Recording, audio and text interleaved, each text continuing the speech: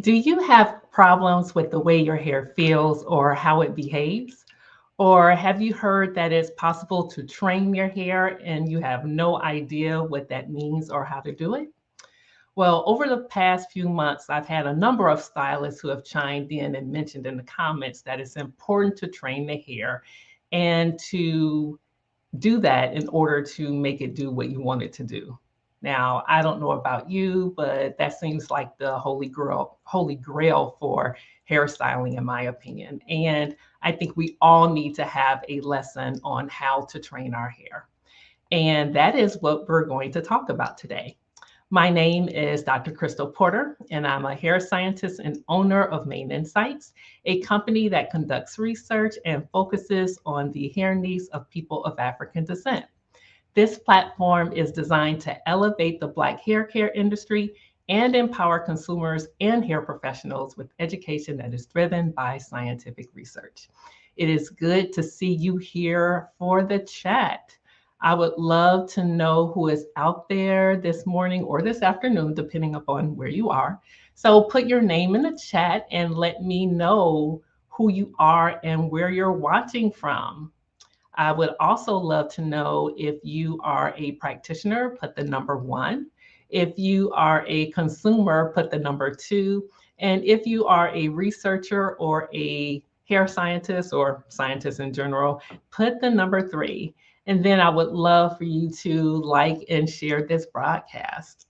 Now, if you are frustrated with the lack of information available to you when it comes to caring for your hair, and you spent a lot of or wasted a lot of time, money, and resources trying to figure things out all on your own, then you are definitely in the right place. And that is why we have created the Our Black Hair Matters movement. Now, if you haven't checked things out already, I have some useful resources in what I'm calling my hair assets page. And so you can find different things on how to find the right stylist. You can also look at the biggest mistakes that curlies make. I also have a template for you to contact people. If you have a company and you want to inquire about showing the data or having them provide the data, I have that as well. And that is in the links.maininsights.com/info. That is my hair asset. So I named just a few, and there are more things for you to see there. So be sure to take a look. All right. I see Mary Robinson. Yeah, thank you. Really appreciate you joining the chat. And then someone came up as Facebook or no, that's a LinkedIn user. So that's you, Mary. Awesome. Thank you. So wanted to just let you know if you are just joining. My name is Dr. Crystal Porter. Welcome to the Our Black Hair Matters Lunchtime Chat. And today I am here with Marvelette Bailey. Now, she is a Voices of Trichology member and a team member for Main Insights. And I thought she'd be the perfect professional to join me and talk about hair training because she mentioned it during one of our conversations. And I had a ton of questions for her to get her perspective as a practitioner who deals with hair on a daily basis. So welcome, Marvelette. Awesome. So let me change this. I want us to look more like that. All right. So let's go ahead and talk about who you are. I'm going to read your bio. So Marvelette has over 30 years of experience, backed with in-depth training, licensure, and certifications.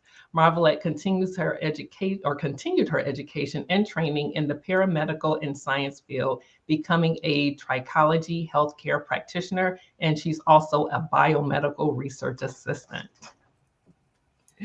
All right, so thank you. Now, I want to start off by even defining what hair training is, right? Because you hear that term all the time. And from a scientific standpoint, I have my own definition, but you deal with hair day in and day out. So let's hear it from you. What exactly is it? So according to what I mean when I say training hair, is basically making it do what you want it to do, or preparing it to do what you want it to do. So I'm gonna go to somebody else's definition. So, well, I'm gonna say what is not. So let's say, I'll give an example. If your hair is naturally, it's not in its natural state, meaning relaxer free. I won't go into color, but I'm gonna say relaxer free. And you want to silk press it, you want to stay straight longer. People often use the term of training the hair.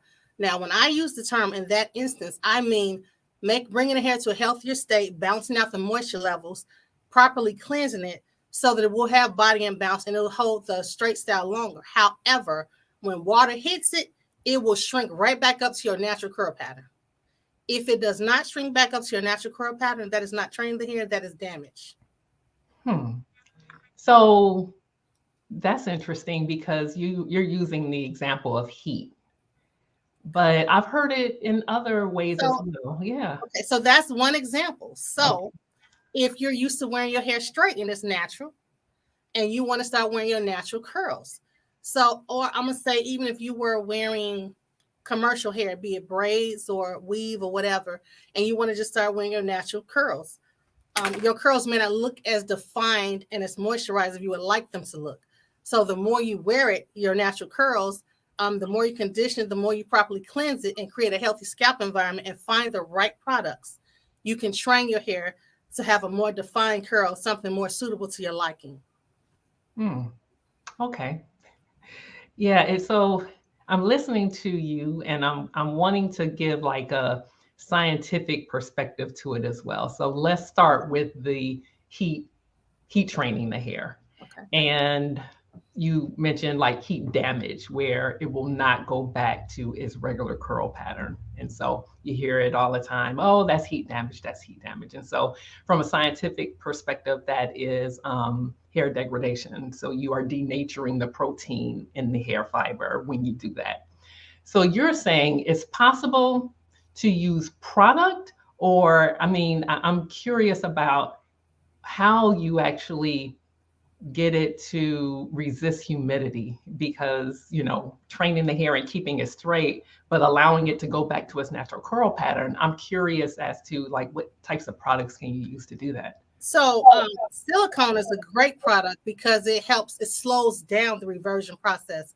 However, when you're using silicone-based products, you have to use the proper cleansing agents to remove it from the hair.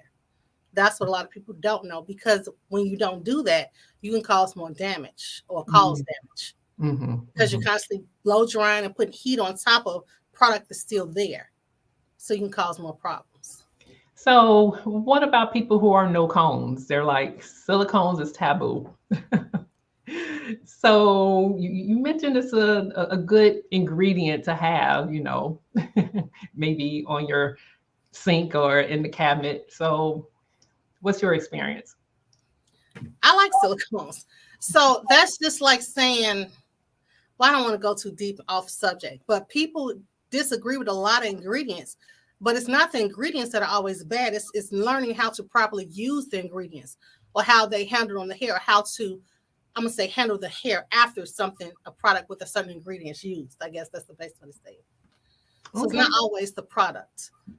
Yeah. Now, I would tend to agree with you. And I would say it also depends upon the type of silicone you use, right? Because dimethicone is a heavier silicone that isn't water soluble. And so a lot of people like to stay away from that because of the product buildup, right? They say, oh, it builds up and so it's bad for you. But you mentioned that you have to properly cleanse. So if you use a silicone, what type of cleansing shampoo would you say is good for getting rid of silicones? A deep cleansing shampoo, a clarifying shampoo. And a lot of times I like to use that as a first lather. And then you go back in with a second lather with a shampoo that is not as strong. Okay. I like that. That work for me. Very practical. I wanted to say hello to Taria and hey, Vanessa. Thank you for loving it. appreciate that heart. Awesome. So now when you say training the hair, I'm curious like you talked about heat training, but what about the other type of training? Like if you want to style the hair, I mean, a lot of people are like, oh, if you wanted to get your hair to act right, then you need to train it. So is there a particular hair type that is best for training? I mean, No. So training varies from person to person, or client to client, or hair texture to hair texture. So it just depends on what you're working with that will determine how to train it. And a okay, lot of times, basically, when you're training hair, you're really bringing it to a healthier state, or balancing out the moisture, or balancing out product. So you're really finding what works best for their hair type. And the most important part is cleansing, mm, because with a clean slate, your hair is going to stand up. It's going to have body. It's going to have balance, whether you went in a natural state or a straightened state. If your hair is healthy, it's going to perform the way you want it to perform, basically. A lot of times we overuse products or misuse products, and we are probably, a lot of issues are self-induced. right. So you talked about what you're working with, and I'm glad you said that because everybody isn't working with the same hair.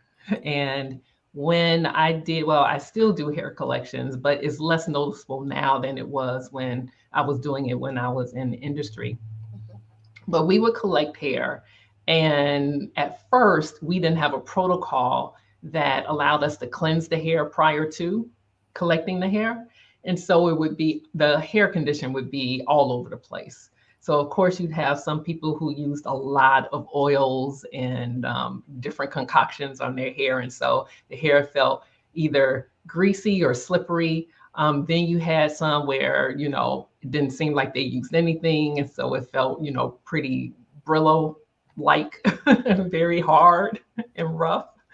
And so we use these as descriptors as consumers and professionals. But in actuality, a lot of people are like, okay, you can train the hair to be more soft, right? And so if it's soft from a consumer or professional standpoint, from a scientific standpoint, we talk about, okay, something that is either more pliable or it decreases the bending modulus. And basically what that means is that it makes it's less force it will take to actually make it bend and be more pliable. There are descriptors such as like smoothing. You want to get the hair smooth, and sometimes product can help with that. But sometimes, we as scientists talk about hair morphology, which means the structure of the hair, particularly when you look under a microscope. And sometimes, I talk about hair being kinky, and I like that descriptor because it perfectly describes my hair because it has kinks in it. And so when I actually run my finger through one hair strand, I can actually feel the kinks. And so it's not going to be as smooth as someone who doesn't have kinks. And so I wanted to, bring that up because when it comes to training the hair, I want to make sure that some people know, depending upon what you're working with, as you mentioned earlier, that can greatly influence your end result. Now, Absolutely. has there been an experience that you've had where you felt that you needed to train the hair? And what was that about? Recently, have a client. For some reason, her hair, well, I know what the reason is now. Her hair would not receive moisture, water, anything I put on it, it would just roll off. It would not penetrate. Mhm. And her hair felt, I can't describe the feeling. It was dry. It just felt strange. So come to find out, it had some type of coating, probably from the product she was using and probably because things that she was eating or doing to her hair. And so we had to go through a process of treatments. I want to say it took about 4 to 6 treatments to, you start noticing a difference immediately, slowly. But I'm going to say after about 4 to 6 weeks, you could tell a complete difference. Her hair was accepting moisture. It was looking better. It was filling in. That funny feeling was gone. So we had to train her hair to accept moisture, which was basically doing, she had other things going on too. I left that part out. But I had to train it to accept moisture, to hold moisture, and to do what I needed it to do. Mm. With no, So that was one of my questions, how long does it take to train the hair? But it varies. It mhm, varies. if you're doing the proper thing, you will notice a difference, like almost immediate. You will notice subtle differences, but over a period of time, you'll notice more. It will increase. It's not overnight. You don't do one treatment usually. Now, depending on the degree of what's been going on with it, you can do one treatment and it's better, or it's noticeably different. But it takes time, depending on how long the hair has been abused and what exactly it's been through. It's going to take a little time. You have to be consistent. So it's important for the client to be consistent and work with you as well, as opposed to against you. Because a lot of times they sit in a chair and we tell them these things and they go home and they still gonna do their own thing, and then they come back, which makes our job harder. So do you send your clients home with something so that they can be consistent? Because sometimes they don't know what to do once they get home. And I'm sure you have heard this because I have experienced it as a client, that my hair feels so good when I leave the salon, and then I get my own fingers and hands into it. And I'm like, what happened? Well, I do, and I feel like as stylists, it is important to retail to your clients. So I do retail, and depending on what they're seeing me for, if they're doing treatments, a lot of times I will give them samples of things that I use to take home to use. Most of them come on a weekly basis, so it's little that they have to do at home, but I do give them things to use at home to maintain what I do here. So let me ask you this, because after I went natural, one thing that I noticed is the way my hair behaves is really based on, well, varying degrees of this, but my curl pattern, because I think I can get a style that someone else may not be able to get because of my curl pattern. That's one. Two, the density of my hair fibers on my hair, or on my scalp, because I think that I have a medium density. I don't think it's really thin and it's not really thick either. But it allows me to do certain things. But the two things that I don't think people really realize is the technique that's used to do your hair and the product that you use. So, I mean, it's like those four things for me personally is what I can say dictates how my hair behaves. So when it comes to training, you can't train your hair to be thicker. I mean, if you have the strands or the thickness of strand that you have, that's just what you're born with, right? Right. And then you really can't do anything about the curl pattern either, even though some people say that the curl pattern changes over over a lifetime, and depending upon what's going on health-wise. So there are some things that can make that change. But what can you do to train the hair if you have some things that you can't control? So basically it's picking product. Product helps a lot. Finding the right product. I can't give you a list of products to say, if you use this, it's going to make your hair, because everybody is different. And that's unfortunate because there is trial and error. So I would suggest get friends and y'all buy stuff and trade off. I don't know. Or there's a 1-800 number and email address on the back of every product. So I would suggest calling or writing or emailing the company, ask for samples. That's a great way to do it. I use that number all the time.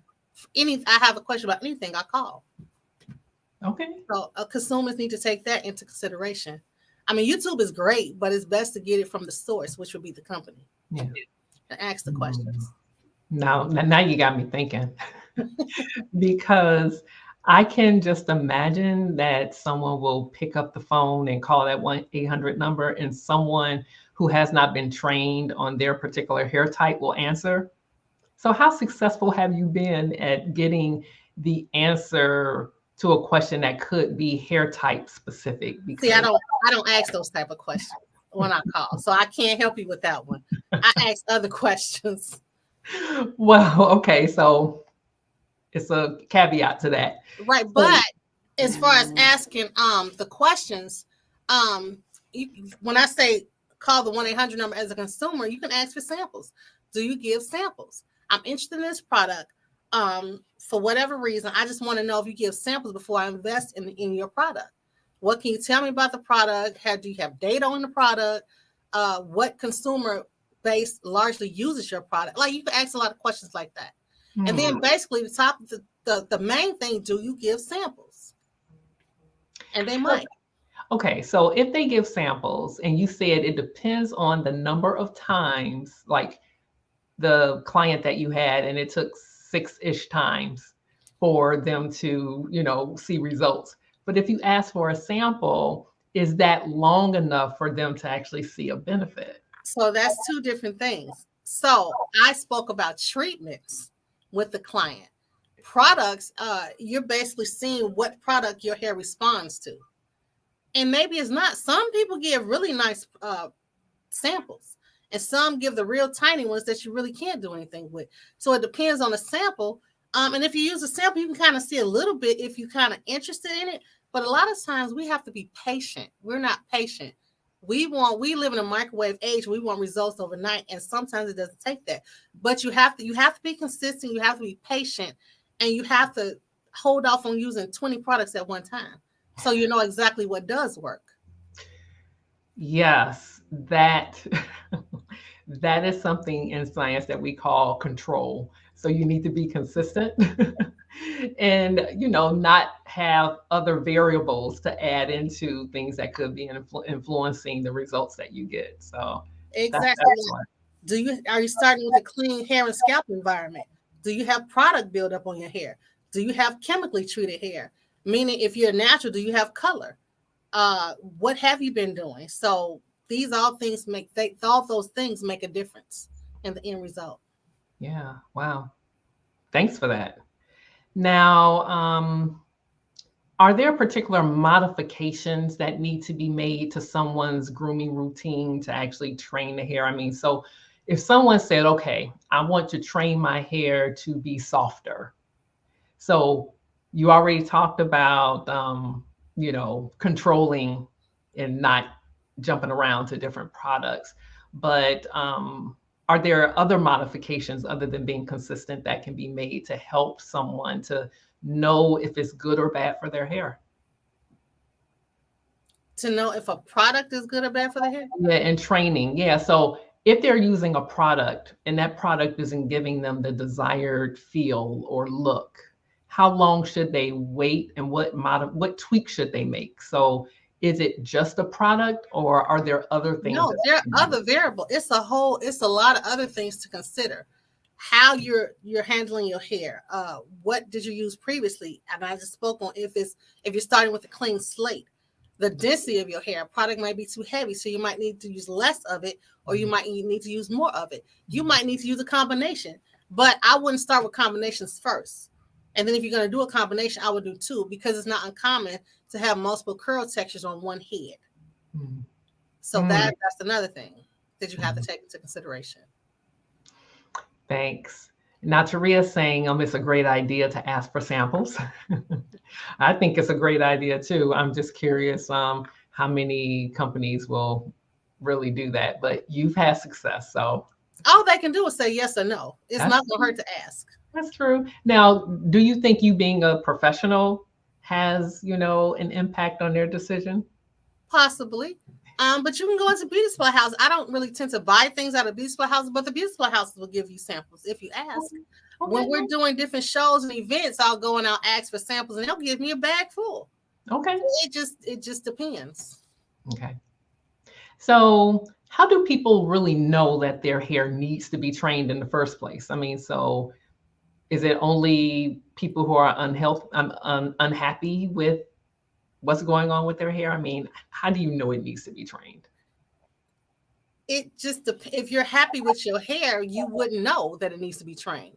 So again, the definition of training hair varies from person to person. So why are you saying it needs to be trained? So I can't really answer that question. There's no right or wrong answer to that question. If you know your hair is acting funky, I like to say, or not doing what you wanted to do, or maybe you used to do something different and now it's not doing it. So that would give you the flag will go off that there's an issue somewhere. What do I need to do? What am I doing differently? Or it could be a change in your body. So it just depends. And I'm not saying you always have to go to a professional, but when it's something you can't answer, I think that's a good time to step in and go to a professional. Even if you're not being serviced, just go and have a consultation. Take the time and talk to somebody. So maybe they can point you in the right direction. Now, let me ask you this because you were just something you said stimulated this thought. So, there are a lot of people who talk about how products stop working. They say, okay, your hair gets used to a particular product. So, is that a form of the hair being trained when someone says that, or is that something else? It depends on what he said and what's going on. So sometimes the ingredients in products do change because they have to. They may make them remove a product and add a different one in its place, and that will make the product act different. You could be going through something. Your hair could be in a different place than it was when you started using the product. So you change. So it could be a hormonal change. It could be a change in your hair structure for whatever reason. So it could be you or it could be the product.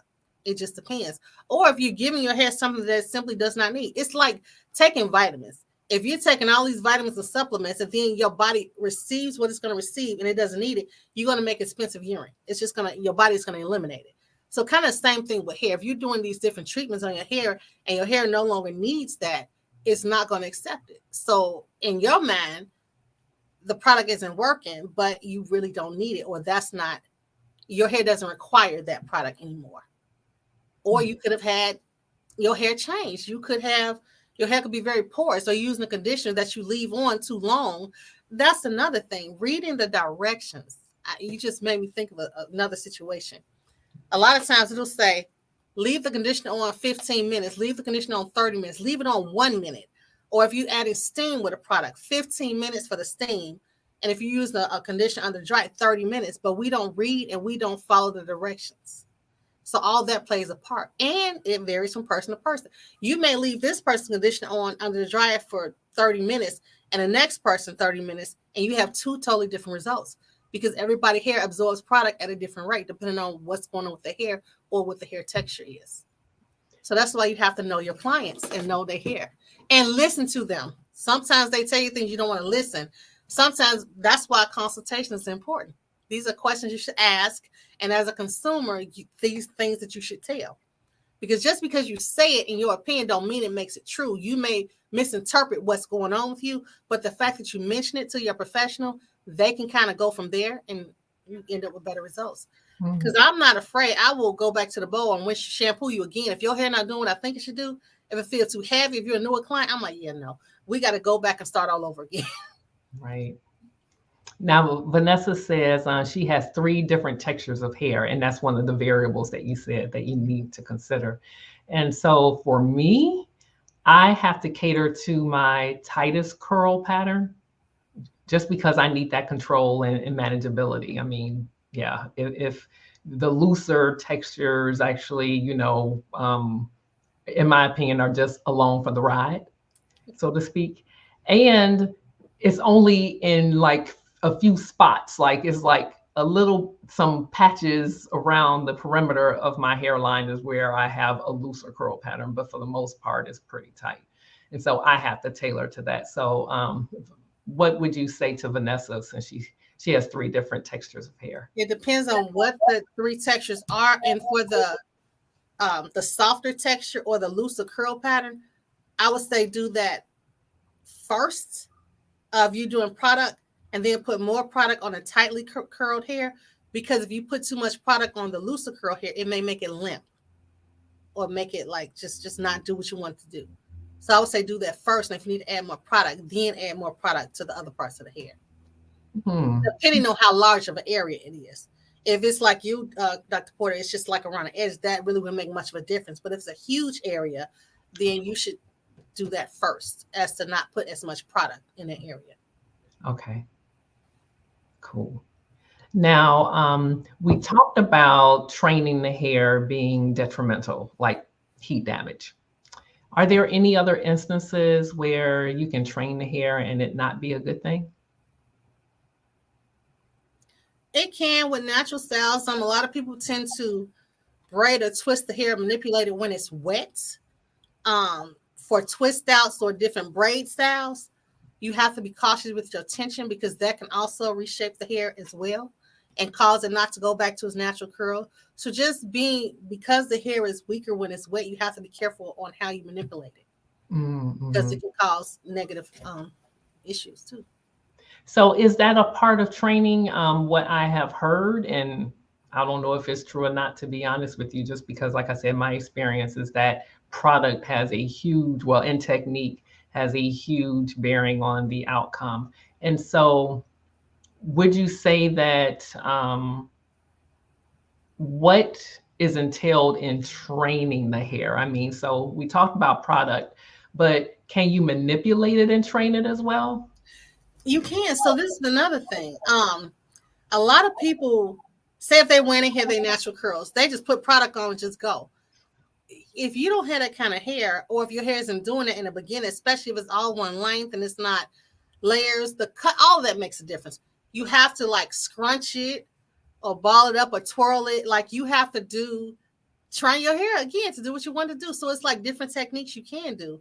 Once you learn the techniques, what works for your hair, then sometimes you have to do that. And after a while, you won't have to do it because your hair will automatically take on that form after you do it for so long, because it kind of gets used to that. Hmm. Now, so I think about that. A lot of things went through my head when you talked about that. One is the technique. And one thing that I feel is important is when you're actually doing your hair in a particular way, the art comes out. And I am no artist. And I don't like to take the time. I'm not patient at all. I like to just have it be what it's going to be and then keep moving. But I was looking at a video, and I think it's a good analogy because it was a video, a sponsored video. I think I was scrolling on Facebook, and it was a stylist on there, not a hairstylist, like a clothes stylist. And she said there's a difference between wearing your clothes and styling your clothes. And so she had just some jeans and a shirt on. And she was like, you can wear this. Or then she bent down and put some cuffs in the pants. And then she rolled up, or she like scrunched up the sleeves. And then she added a jacket. And then she said, or you can style it. And it really changed the look. And so when you talked about the technique, it reminded me of, being a little bit more having intention to actually style it in the way that you want it to look. Now, you're saying it'll start to do it itself. And that reminds me of this one is a bad analogy, because when you have a part in your hair and you keep parting it, and then it automatically goes the way that you may not want it to go because it's, a constant. So when you say that it will start to, conform, so to speak, what do you mean? Is it similar to like when you keep parting your hair and it's just going to lay that way? Yeah. So, yes and no. So when I say that, I mean, if you wear your hair in its natural curls, the more you wear your hair that way, the more defined and the more the curls uniform it'll be, because it's used to being that way, as opposed to used to being blown straight all the time, or being in a protective style.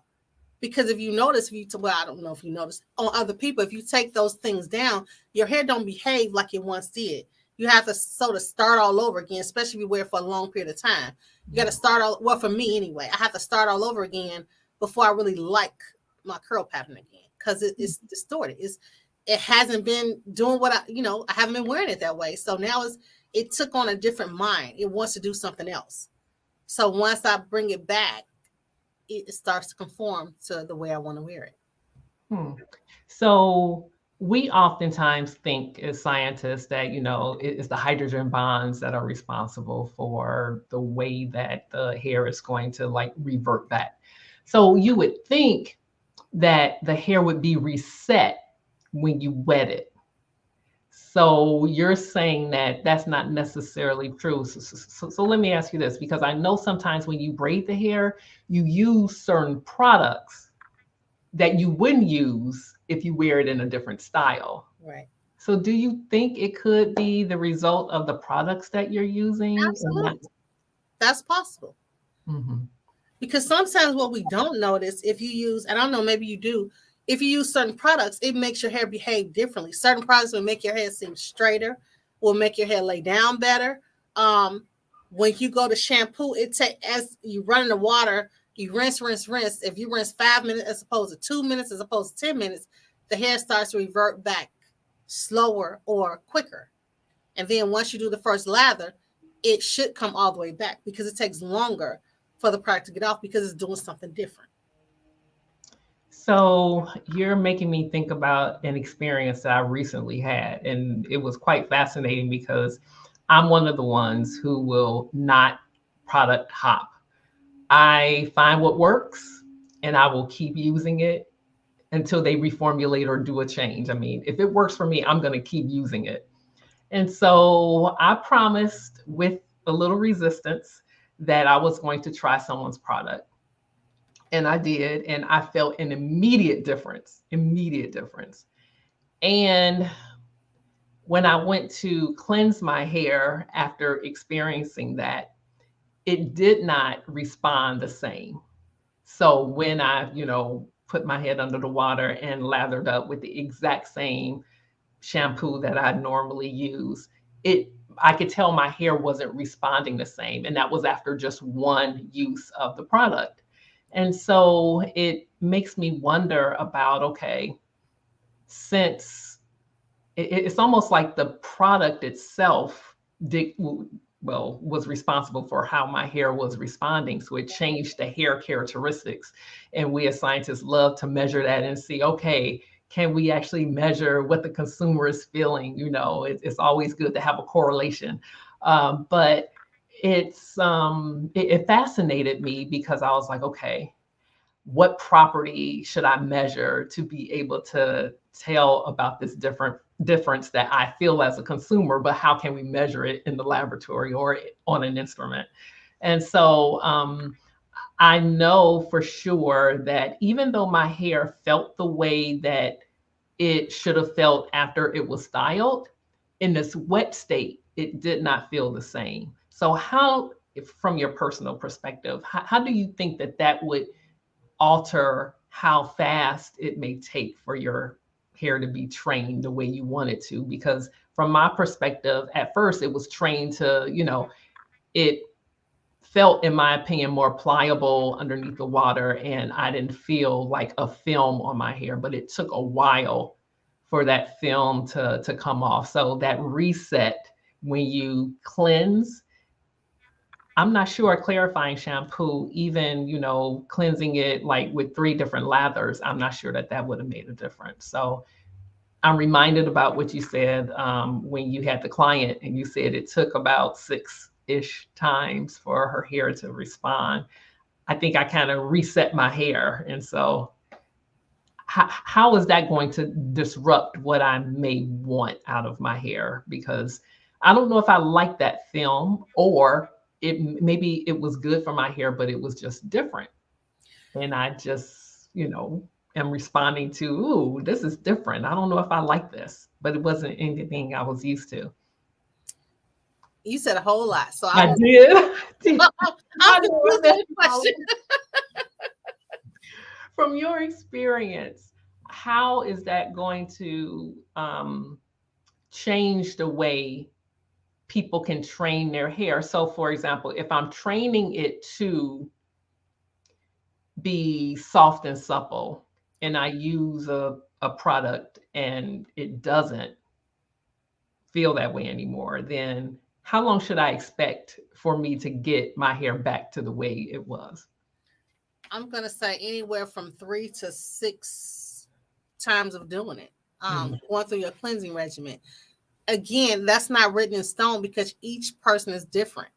And I don't know how much, to what degree your hair absorbed the product or how much it changed your hair. So it just depends. Mm-hmm.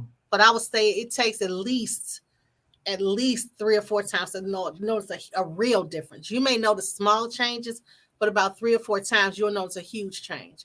And you might not even notice. You might just one day be like, oh, wow, it's much different. It's better now, because you're not really paying attention. That's probably the best thing to do, because a watch pot never boils. So if you like constantly, it's different, you won't really notice it. So just kind of do your regimen. And after about 3 or 4 times, if you haven't noticed a real difference, then I don't know. That's something else. Yeah. Well, I think at that point, I would be trying to seek out a professional, like you mentioned earlier. So Vanessa says, I sometimes sleep in my conditioner and rinse it out in the morning. So should I stop? Yes, please stop. If it does not say leave on for 24 hours or 6 hours or 10 hours, don't do that. Because what happens, you can have a negative effect. So if it's a condition that softens your hair, you can make your hair too soft and you can start losing hair that way as well. So if it does not say leave the conditioner on overnight, don't do that. Mm, okay. Now I'm guilty because I used to wear my hair with my natural curls. I would leave because that was the only thing conditioner would hold my curls nice and it didn't frizz. But I had to stop doing it because my hair is already soft and I knew better. So when I realized I had to stop, and that was years ago. But yeah, that's not good at all. So Vanessa says, thanks. Um, well, from my perspective, I would say really pay attention to the directions because if you have a scalp condition like I do, my scalp can take like sleeping in a conditioner. My scalp would be, really bad. It would start to flake up and I would have a very bad reaction to it from that standpoint. So depending upon the health of your scalp or the condition of your scalp, I should say that it can play or be an influence on that as well. All right. So I want to wrap things up. If there aren't any other questions, I want to make sure that I give you an opportunity to ask questions.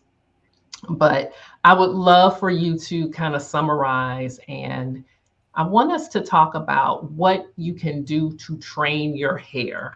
So if you had to have some things that we need to be mindful of when it comes to training the hair, what advice would you give? So first of all, a proper cleansing method. Um, Secondly, I would say balance, moisture balance. Have the So proper let's back balance. up. What is the cleansing? So what protocol does that entail? Can you talk about that?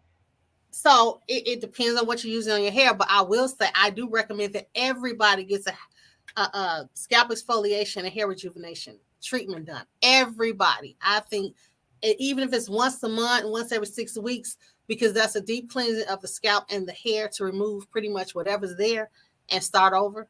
So I do recommend that. If you don't go that deep, just I recommend doing a clarifying shampoo as a first lather and then going back in with a second lather to soften it up, and then of course with the conditioner. Okay, so that is shampoo properly. That's Yes, one. that's Okay. one. Moisture balance, the proper balance of moisture, because sometimes we can over moisturize or over condition or under moisturize or under condition. Improper heat and steam times. So that's important. And you have to figure out what your balance is. Everybody is different because you may not always need a deep condition. You might need a just a quick run through conditioner, an instant conditioner, or a leave-in conditioner. Or sometimes you can do both depending on your hair. How can they tell if they're getting too much or too little? By the texture of the hair, how it feels, how it acts, if it's very limp, if it feels very heavy, um, if it's just weighted down, if they're not receiving, if it won't receive anything, if it won't hold on to nothing, everything just seems to roll off and nothing is penetrating it, that's a sign. It's a big sign. Wow. Okay. Okay. And the last thing I would say is products. Choose your products properly. You have to figure out what works for you and why. Hmm. Well, and we all also talked about technique.